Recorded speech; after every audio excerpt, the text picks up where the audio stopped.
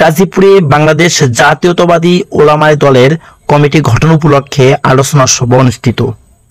সিরাজগঞ্জের গাজীপুর উপজেলায় বাংলাদেশ জাতীয়তাবাদী ওলামায়ে দলের উপজেলা কমিটি গঠন উপলক্ষে এক গুরুত্বপূর্ণ আলোচনা সভা অনুষ্ঠিত হয়েছে।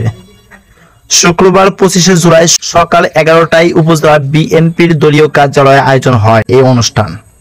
এ সভায় উপস্থিত ছিলেন সিরাজগঞ্জ জেলা ওলামা দলের শীর্ষ নেতৃবৃন্দ ও আরও উপস্থিত ছিলেন গাজীপুর উপজেলা বিএনপি যুব দল, স্বেচ্ছাসেবক দল, ছাত্র দল সহ অঙ্গ ও সহযোগী সংগঠন নেতাকর্মীরা।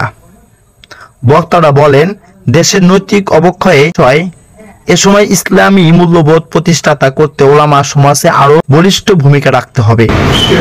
ওলামা দলের বক্তারা আশা প্রকাশ করেন, নবগঠিত কমিটি ইসলামী ভাবধারায় সুসংগঠিতভাবে দলীয় কার্যক্রম পরিচালনা করবে এবং দেশের গণতান্ত্রিক আন্দোলনে গুরুত্বপূর্ণ ভূমিকা রাখবে। সভা শেষে মিলাদ ও বিশেষ মোনাজাত অনুষ্ঠিত হয়।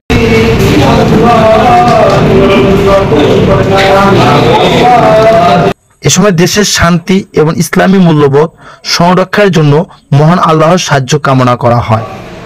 Mohammad Palash Sheikh, SMP news 24 news desk.